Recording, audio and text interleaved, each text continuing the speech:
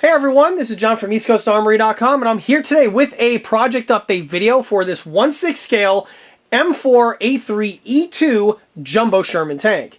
Since the last video, a ton of progress has been made to the rear hull area over here, and as you can see, it's a bit more cluttered than it was in the previous video.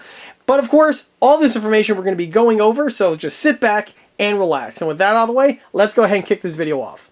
So picking up exactly where we left off since the previous video, the model's hull is at a point now where I can start adding detail fittings and most importantly, start adding on the suspension and the running gear components. And that brings us to what we have on the table right now.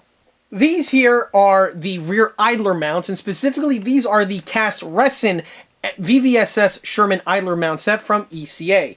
These components here have been on the catalog now since 2007, and they are some of the oldest parts that I have on the catalog, still in full production.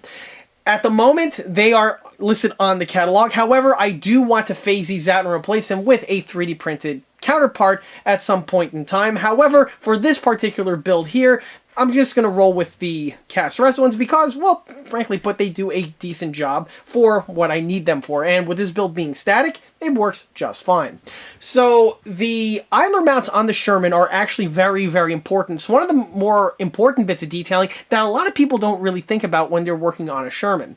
The vehicles like the Sherman, the Panzer III, and the Panzer IV all have a very elaborate idler mount system because it's an external mounting type feature, and it's a bracket and gets bolted to the rear of the hull, and it's totally exposed. In comparison, we can compare it to a Tiger or a Panther, where the idler mounts are basically internal, or most of the equipment's internal, and there's just some outer fittings that are present. On those models over there, you basically get away with just having, a metal rod running through the model's hull, and then you can secure two wheels on the outside, and, there's your idlers. On a Sherman or the Panzer III and Panzer IV, you really can't do that. Because, again, just with the way the hulls are designed. So, in my opinion, the idler mounts are extremely important. The set that we have here, like I mentioned before, was designed back in 2007, and here you see the parts on the table. The ones on the table here are fresh from the mold. As you can see, it still has their pouring basins on them. For the actual production units, I would amputate these sections off, so it makes cleanup a bit easier for the end user. The set also contains the two swivel plates, these two plastic sections here, as well as some steel rods, but those aren't on the table at this time, but you'll see what they look like as the video progresses. As you can see, they are a multi-piece assembly, but they go together very quickly and pretty much effortlessly. With just some super glue is really all that's required. Like I said before, I do want to phase these out with a set of 3D printed ones. Perhaps I'm going to be doing that on my next 1/6 scale Sherman build, but for the time being, for this build here, I'm just going to roll with the El Natural old school ones. And with this model being from the 2007 era, it definitely works perfectly. It's more than adequate. In fact, I believe I designed these sets, where I built the Masters when I had the Master for the hull on hand when I was designing it at the same time. So it's actually more than fitting that this kit, or this build here, gets these components. Regardless, enough jibber jabber, I'm going to go ahead and clean these guys up and get them assembled and get to see what they look like. So after a minute with the bandsaw and another minute on the belt sander, here go the pieces all cleaned up and are ready for installation. Or I should say ready for assembly, then installation. The parts clean up very well, again, very quickly. On the idler mounts over here, this one I'm modifying it a little bit, just to give it a little bit better detailing compared to when I first designed the sets all those years ago, but you'll be seeing that as the parts progress. But either way, they are ready for assembly. In case anyone has an older set on hand that's left in unassembled, because I did, or I should say I still do offer them at the time of filming this, in unassembled or pre-assembled. The unassembled sets go together very easily. I do supply a set of instructions, actually one of the few sets out there that I actually have instructions for.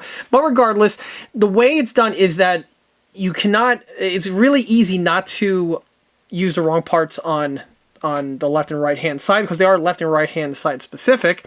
And the way this is done is in the casting numbers themselves. You'll notice I have a little R, as well as a little corresponding R on the ones for the right hand side, and also they're found on the underneath sections as well.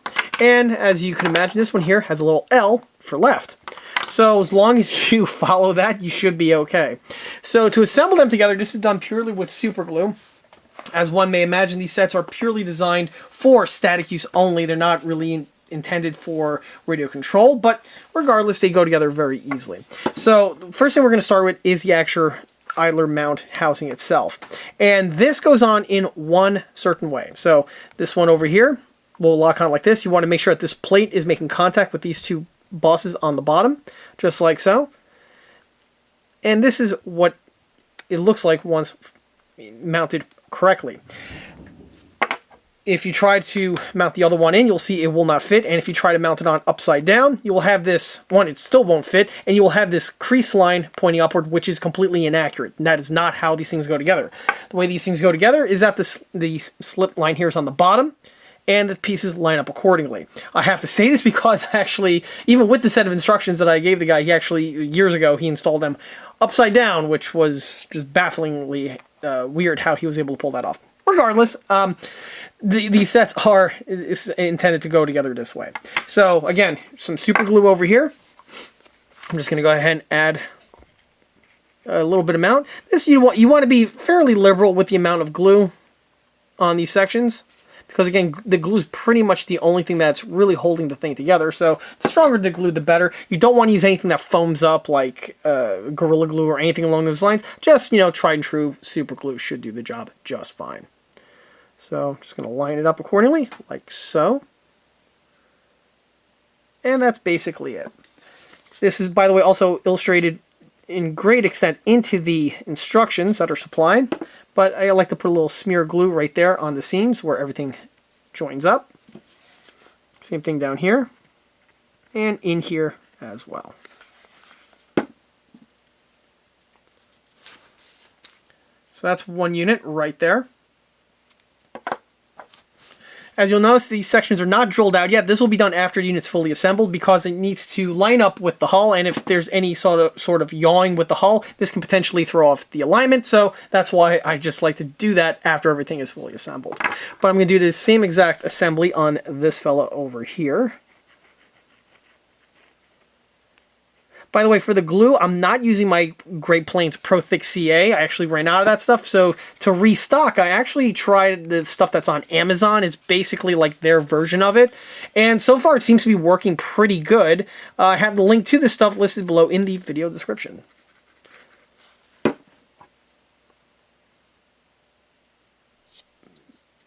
you go. Line this guy up. And again, just sit and let the thing dry.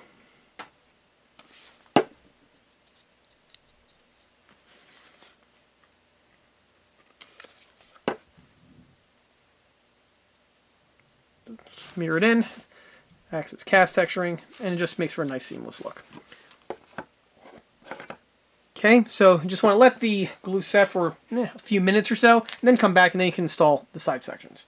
After a little time has passed, now time to assemble the side sections. Here we have the side panel. Again, it's pretty hard to put the wrong one on the wrong location, so they do index very well in that regard. Here we have the units here for the right-hand side, and they just plug in exactly the way you see here. So in order to do this, basically, again, you're just going to go ahead and add some glues.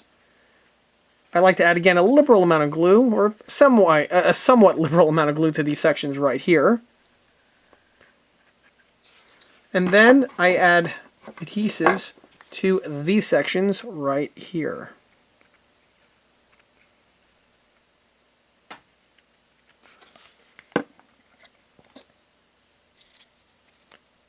And just line it up, and voila, the piece is now assembled. So I'm just going to go ahead and again let the adhesives fully set. And at this point here, I would glue this little disc on right here in the center, just like so. And now you got yourself the assembled idler mount. The disc is going to be mounted on, but I am going to do one thing extra to this set that I didn't do in the past, and that's just because, I learned more about these idler mounts as time went on, and as I've seen more Shermans since the time when I went ahead and designed this set here. So, but we'll be circling back to that momentarily. Because of the cast resin absolutely loves super glue. This stuff just drinks it very, very well. the more you use, really the better and stronger the piece turns out. On a static tank like this, the idler mount strength, or I should say the idler mount rigidity, is not nearly as important as it is on something radio controlled, obviously. So for, again, static use, I've utilized these sets on a number of my 1/6 scale Sherman tank and Sherman tank pattern vehicles, and they work absolutely perfectly. I never had a problem with them.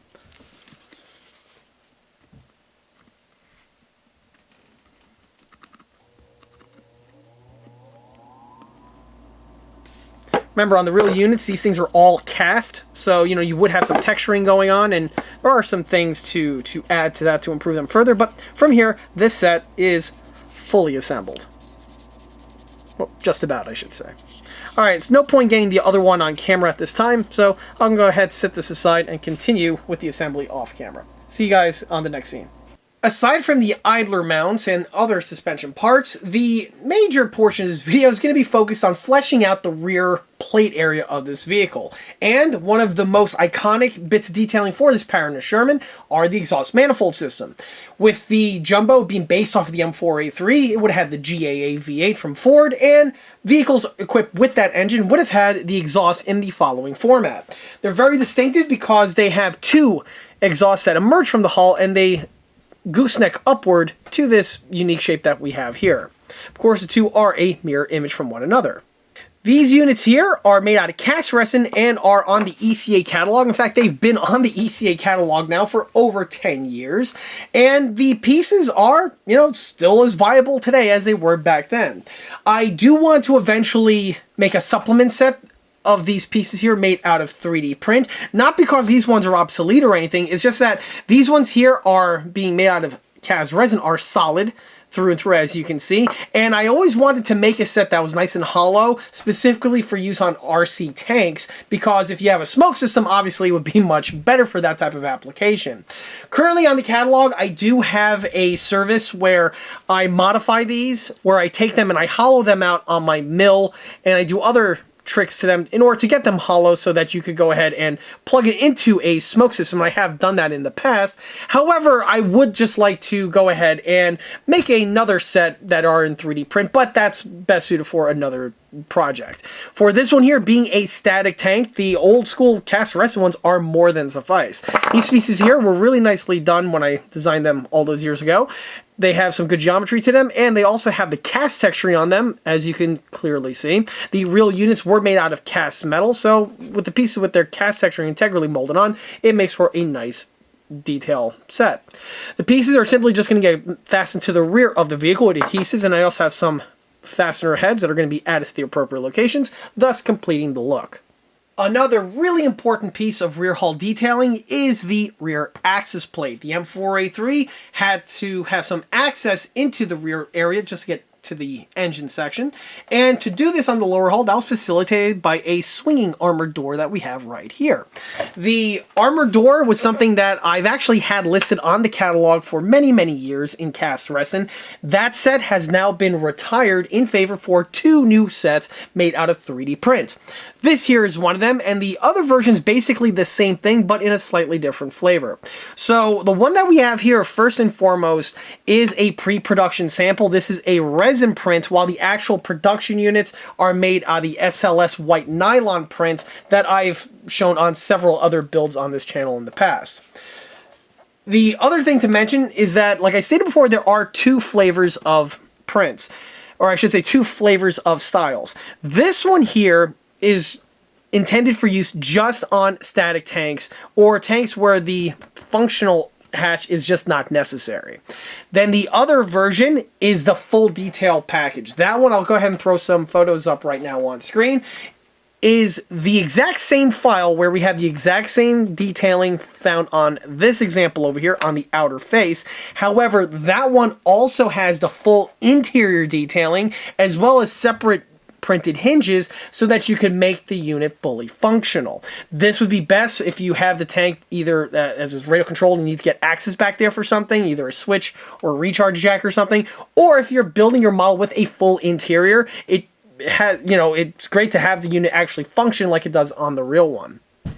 That unit is a multi-part print where, we have everything as separate prints, which is needed to make the thing actually function.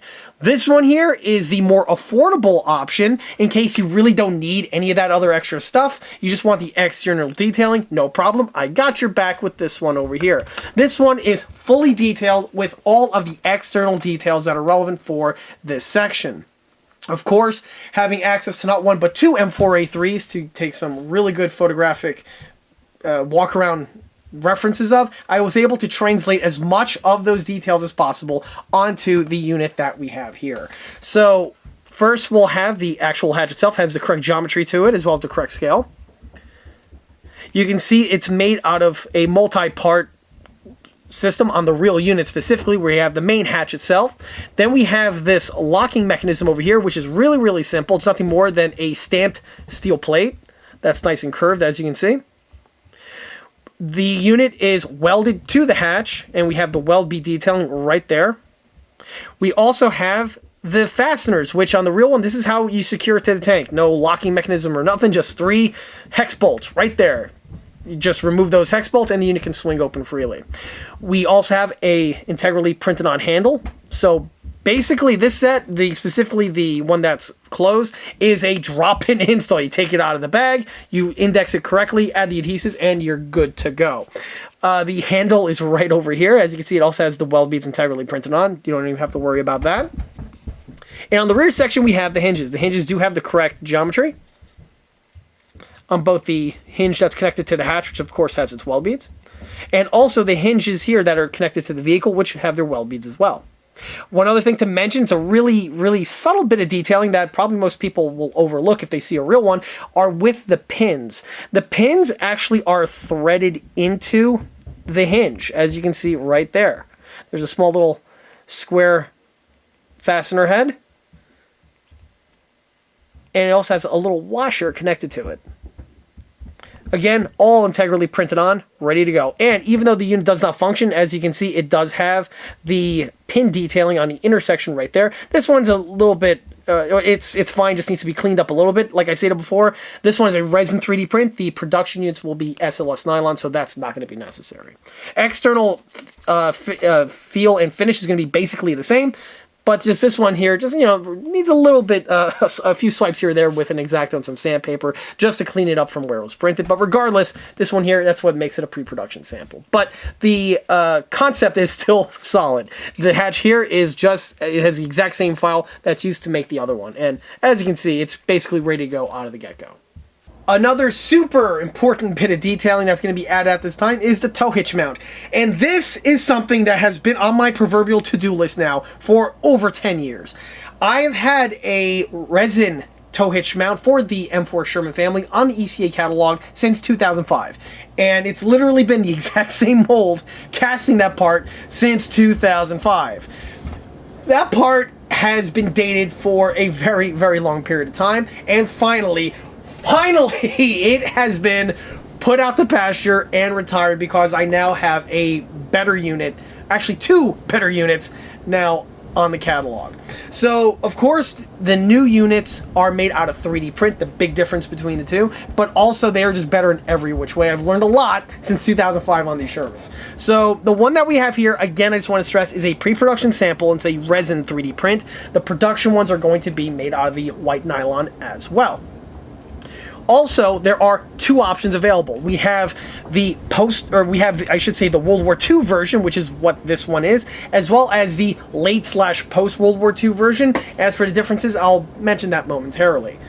So, here we have the component. So, this one here, well, first I just want to mention, on this Sherman, the tow hitch mount was made out of a single piece of steel plate that was very thick gauge, and it was stamped into this very shape that we have here. It's curved right there, and there are no sharp edges on it on the main face areas. The intersections are curved, as are the outer, and you can see that here on the ECA example. Also, you'll see that the units are pre-welded, where we have our weld beads right here in these locations. And again, the production ones are going to be a drop-in installation, or installation ready, I should say. If you look at the side here, we have an interesting shape where it's not as simple as most people tend to think they are, where it just juts out from the rear of the tank. It actually hangs slightly below the bottom plate of the vehicle, and because of that, we have this little shelf over here, and note it is curved, and this lines up with the weld beads that you see presently. The unit is pre-drilled out, so it's ready for the tow hitch, which is another ECA item. That is something, unfortunately, I do not have on the table at this point. It's currently in production. Once it comes in, I'll drop it on, and that'll be the subject matter for another video. But regardless, that is, what we have going on here. But like I stated before, there are two versions of this mount. We have the World War II one, which is this one, and the post-World War II one. So the big difference is with the detailing. Well, first, I just want to mention the face detailing that we have right here. It's actually ready for the tow hitch. Before anyone wonders, yes, this needs to be cleaned up a little bit with the way this thing was printed. It looks like it was printed vertically like that. And because of that, we do have a little extra flash here. It needs to be sanded away. This, again, is only because this is a pre-production sample that's made out of a resin print. The SLS nylon, that's not going to be the case. It's going to be smooth throughout, through and through. Again, I'll go ahead and roll some pictures of the CAD file sample so you see exactly what I'm talking about. So, going back to the type of unit that this is, like I mentioned before, this here is the World War II version.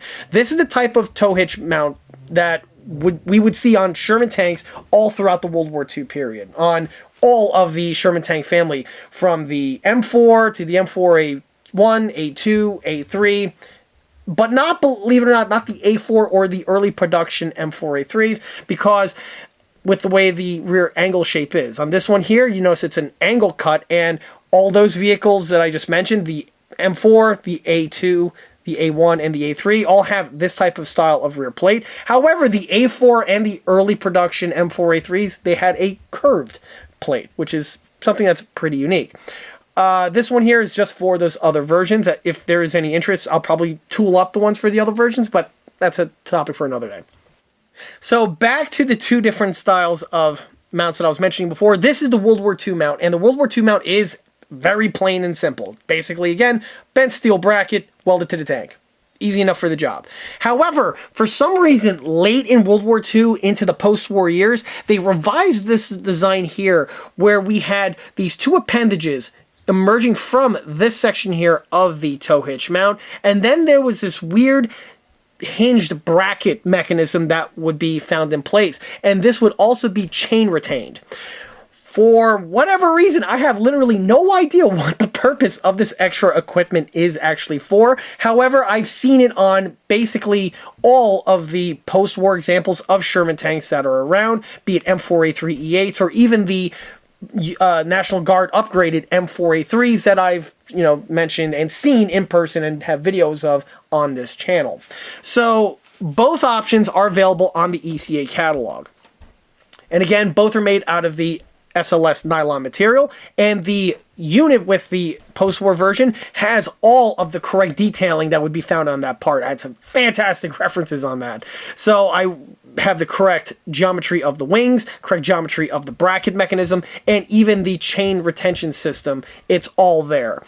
That unit is a little bit more costly compared to the World War II counterpart. That is much more simplistic, has literally no other parts to it. It's just a one-piece assembly, and that one is also, again, on the catalog for a little bit of a lower price compared to the post-war counterpart. Again, whichever one works for you. Depends on the type of vehicle you're building. If you're building a standard plain Jane World War II Sherman tank, this is the one you would roll with. Or if you're doing a M4A3E8, say the Armor Tech one, or from any other manufacturer, I would go with the other unit. In fact, I actually am when I get to my E8, but that's another story. Regardless, this unit here is now ready for installation. Well, actually, it's not. I got it cleaned up. That'll be ready for installation, but we'll see what that looks like in a moment. Continuing with another important bit of detailing found on the rear plate, takes us to a new set that we have here, which is a fresh set added to the ECA catalog, and that would be the M4A3 family of rear tow shackle mounts. This, again, is another bit of detailing that has been on my bucket list now for quite some time. I've been wanting to do it for years, and for years I would always find other ways to scratch build them on my builds, but finally, that's no longer the case. So, on the rear portion of the M4A3, there, of course, are provisions for hooking up tow hooks and other bits of equipment to either pull something or to have the tank pulled out if the need be arises. These are made out of two sets of bosses like you see here of different widths, and you'll see that in a second. And the sets that we have here are 3D prints that are found on the ECA catalog. Just like with the other parts, these ones here are made out of a resin 3D print, but that's only because these are a pre-production sample. Production units are made out of, you guessed it, SLS white nylon. Surface detailing is basically identical, but the other ones are going to be a bit more robust in comparison to these ones here. Because it's a static tank, you know, it's perfectly fine. So, as for the pieces themselves, like I stated before, they are in 2 different thicknesses, where we can see it now better up close. We got here a thick one and a thin one, as per the real vehicle. These sets here are basically ready for installation on the back of your M4A3. They are pre-drilled out through and through, and you'll see that they are also pre-welded. So again, no sculpting or any type of that nonsense is required by the builder. It's ready to go. You just prep the spot on the model, add the glue, and you're good to go. The sets will have these mounted on a runner. So basically just snip them off and you have a little protruding peg that comes out of them, and you can actually use that to align it onto the tank if desired. But, you know, that's up to your own personal discretion. Nothing really much to go over here, and you will see what these look like once fitted in place. And after a little bit of elbow grease, here you can see the idler mounts fully assembled, and at this point here they're ready for installation. So the mounts have been tweaked a bit from the original cast versions, and you get to see the upgrades that were made to them. So the first thing that I want to mention is with the inner portion over here. As I mentioned before, this here was it was hollow due to the way they were manufactured. However, in the real one, this was all a solid casting, so I went ahead and filled these areas in with the 2-part epoxy. This gives you better detailing. It also makes it a bit stronger, I find. The other thing that I did was I went ahead and added cast texturing to everything here just to blend it in, making it more neater, and it looks like a single piece as opposed to a multi-part assembly. I briefly mentioned before about how I refined the wells over here for the fasteners, and I also did the same for all the other fastener locations. If you look on these real components, there's a little well machined into the section over here, which gives it a little bit of a recess, and it has the fastener heads sink in a little bit compared to just sitting above. It's a small little detail, but you know, it's one that I decided to add regardless. On this portion over here, you can see I cut the slit line. I continued it all the way to this portion, and I also went ahead and added a secondary slit line running right across this area over here. On the real unit, this plate here is removable, and it's actually part of the lock mechanism, and it keeps everything in place. The reason why we have the slit line running down the bottom over here has to do with, well, how you adjust your track tension on a Sherman. On the Sherman, this whole piece is actually a single component with the axle, and you slide this in place. It has some small teeth milled into it, a much bigger diameter than the one we have here, and there are some corresponding notches found on this end plate, which is why, again, how it's, you know, why it's important. So you basically would slip this in place, and then you would loosen these 2 bolts, and then this third bolt over here, if you notice, sticks above the other 2. This is not a mistake. This was done on purpose. The way the unit works on the real vehicle is that to adjust the track tension, you loosen these 2 fasteners, and you actually tighten this fastener. This fastener actually pushes up against this portion over here, and it has the effect of opening this recess that we have right here, just so slightly. When that opens up, this allows you to then adjust the track tension via this large nut that this hex surface that we have here, which is why we have that giant wrench on the back of the Sherman. Put this into the correct location, you then use it to adjust your track tension accordingly. And then once the track tension is set, you put the locking block back in place, have it index onto one of those little teeth that I mentioned before, so it secures it. Once it secures it in place, you can see that the plate will be butt up against these 2 blocks over here, prevent it from wiggling around. Then to really secure it in place, you would loosen this fastener again to this position and tighten these 2 fasteners, which will in turn clamp onto the unit and keeping your track tension firmly set. And that is how you adjust the track tension on a Sherman. In addition to that, you will see another little bit detailing found right over here, which is this clip. This clip is found on all of these Shermans, and it's basically just a retention clip, and it's meant to hold or I should say keep this large plate here in place during the adjustment process, and it prevents it from flopping around. This here is fabricated out of a piece of sheet metal that was bent to shape, and I drilled 2 small holes and used 2 small brass hex head fasteners right here for the actual mounting. This guy here cleaned up a bit. I had a small little hole over here, as this is found on the real units, as well as I also re-drilled out this hole here because it was a bit clunked up with the original casting, and these holes are found on the real unit. As for what these are actually for indexing on the lathe when they're producing them in the factory. Of course, it is a mirror image on the opposite side. You can see the exact same modifications were done to this unit as well. One other thing I want to mention involves back with these fasteners over here. These are those resin fasteners that I touched upon in an earlier video, and I had a bunch of them left over, so they were the perfect fitting for this section over here. In the past, I probably would have kept the original ones that were molded in, or I would have utilized some M3 hex heads. They're okay, but these ones here just look a bit better in comparison. One other thing to mention, that the one in the middle, you see that it is scalloped right here in the center, and this is something that I've seen on several of the real examples of the Sherman. In small scale, it's a bit tricky to do, but in 1/6 scale, it's one that can be added, and it does give so much extra character and extra detail fidelity to the model. As for the swing plate, this too has been improved. As I may have mentioned before, I have lock pins going horizontally through these sections here, securing the axles in place, which will mean they will never wiggle out on you, or on me, I should say. And the unit then was blended over. The areas where the pins were remaining were snipped away, ground flush with a Dremel with a cutting stone, and then I went ahead and added some red putty here just to blend everything in with the cast texturing. As you can see, it slips right into place, and will definitely give the correct outward appearance of the rear idler once actually fitted to the model. However, like I may have mentioned before, I'm not going to go ahead and secure this in place yet at this time because the track tension still needs to be adjusted, and this is something that's best done at the very tail end of the build when the tracks are installed permanently, and at that point you need to set the tension. I'll be going over that in the video when that comes. However, there are going to be some modifications I am going to be making to this section over here in order to keep this thing secured in place permanently, and well, you'll see what that looks like when I get to that point in the series. But again, that's something really towards the tail end. It's going to be cool. I already have it in my mind how to do it, and you will definitely see it when that time does emerge. Regardless, these guys here are going to be should I prime them? Yeah, I am going to prime them, so I'll have to recess this here. So I'm going to pre-prime these guys and then fit them to the model. And here are all the components fitted to the rear of the model, and as you can see, the rear filled out very, very, very nicely. At this point here, it's basically complete with the exception of 2 fittings that still need to be added. First is going to be a tow hitch, which is going to be mounted over here. I currently have it in production. Once it's in hand, I'll be able to do the install, but that'll be the topic of probably next video.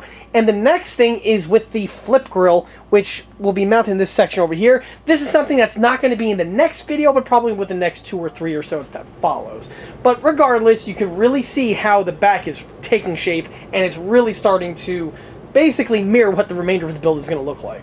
Starting with the exhaust manifolds, these are the same ones that were mentioned before. They have been pre-primed with flat black and then have been just secured in place with the use of some fasteners, as well as some adhesives. The idler mounts have been fitted as well, and now you get to see what they look like in their final coat of primer. With the camera off the tripod, it's a bit easier to see everything now in a single coat of paint, and it looks much better compared to the hodgepodge resin and putty look that we had before. The fasteners that are used to secure everything in place are using both threads as well as just adhesives. With the ones over here, I actually drilled and tapped everything into the fiberglass. Because of the fiberglass nature, I wasn't going to use, or you don't have to use nuts on the inside. That's something that's best on something like an Armor Tech, but for a model like this that's static, the fasteners being just fitted in place and threaded in to the material is more than suffice. On the rear portion over here, one of the fasteners are threaded while the other ones are just simply glued in place and are merely dummies. This was because trying to get the tool into these sections over here wasn't exactly very easy, so for the ones on the back here, I just utilized the adhesives to do the remainder of the work. The majority of the mounting is going to be done with the side panel over here, and again, because this model is static, this should be more than suffice for the task at hand. At this time, you can see I have the swivel idler adjuster plate in place, and I actually have right here off camera one of the idler wheels that are going to be used on the model. If I just go ahead and temporarily just slide it in place, there's going to be a bunch more hardware that's going to be added to this over here, but for the time being, you get a good idea. And with the unit slid on, you can see how the tension is adjusted, and you can see exactly how the wheel moves forward and back, much along the same lines as the real one. Again, this information is going to be more discussed in more depth once the suspension is complete and the track is assembled, because at that point then it's time for the adjustments to be fine-tuned. But again, more on that is to follow. On the rear section, we get to see the engine hatch fitted in place. Of course, this is just a drop-in install. It's one of the simplest things to fit on. The only thing I have to do is carefully line up, make sure the midpoint of the hatch lines up with the midpoint of the tank. Once that's squared away, the piece just drops in place. Same is also true here for the tow hitch mount. As you can see, it just drops on very, very easily. Minimum amount of effort. Similar situation is also true for the rear lift lugs, or I should say the rear towing lugs.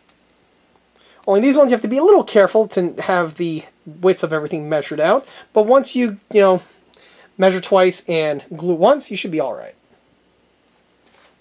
As you can see, it gives an enormous amount of detail to the rear section over here. Also, most importantly, when you're doing it properly is when the holes line up. Let me take this guy out. And you can see the hole just goes through and through. Exactly what you're looking for when you have a detail component like this. One other thing I forgot to mention is that on the rear engine hatch underplate that we have here, I went ahead and made some adjustments to the set. In the previous video, there is a drainage plug found in this section of the rear engine plate, but I utilized this pattern that we have here. This pattern, of course, is found on the lower hull sections, as you can see right there and there. And of course, I go into that in more depth in the other video. However, on the rear plate, the drainage plug is a slightly different design, and you can see that design that we have right here. This one here is a pre-production sample, so it's a little different compared to the actual production units, but regardless, this is more or less what the part looks like.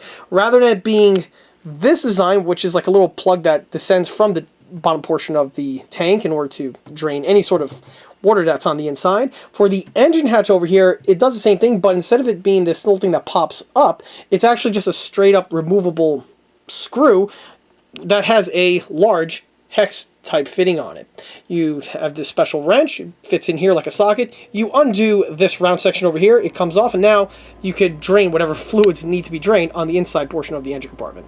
On the reverse side, takes to the Little Joe auxiliary generator exhaust, and this is something I mentioned, of course, in more depth in the previous video. However, you'll see that there has now been an addition added to this section over here. As I've mentioned in many of my other M4A3 build videos, both large and small scale, as well as also on the real walk-around video of a late production M4A3, the M4A3 had, of course, the Little Joe auxiliary generator externally mounted with the exhaust pipe like the way you see it here. However, in order to protect this system from any sort of dirt, debris, obstructions, or any sort of other junk being brought up by the tracks, specifically near the rear idler, this plate here was added in place to act as a guard. With the idler wheel fitted in place, you really get to appreciate exactly what this little section over here does and exactly why it was necessary. As for the plate itself, this is not included with the ECA set because, well, frankly, it's nothing more than just a rectangular piece of plastic, in this case styrene, but you could use brass or metal, whatever material anyone might imagine, as long as it's cut to the same shape as this one here and mounted in the exact same section. It's just unceremoniously just glued right here in a angle type format, so it shields the exhaust but is mostly out of the way of the tracks. And you can see how it is welded. On the real unit, it is stitch welded. By the way, special shout out to the last, or to one of the other viewers that mentioned that information in the previous video, specifically about the exhaust manifold. Much appreciated. Regardless, it was welded in a similar way in these 6 locations. So if you are adding this piece to your model, be sure to add the welds, just like I did over here. It'll just mimic the real one all that much more better. With the rear area really taking shape, the next area to focus on is going to be the transmission section, as well as also completing the remainder of the suspension. Once the suspension is completed, the model could then progress much further, where I could even get the lower hull into prime and paint, and then, well, I could flip the thing over and start working on the upper extremities. And at that point, this build is just going to roller coaster to the finish line. So it's actually really come together pretty quickly.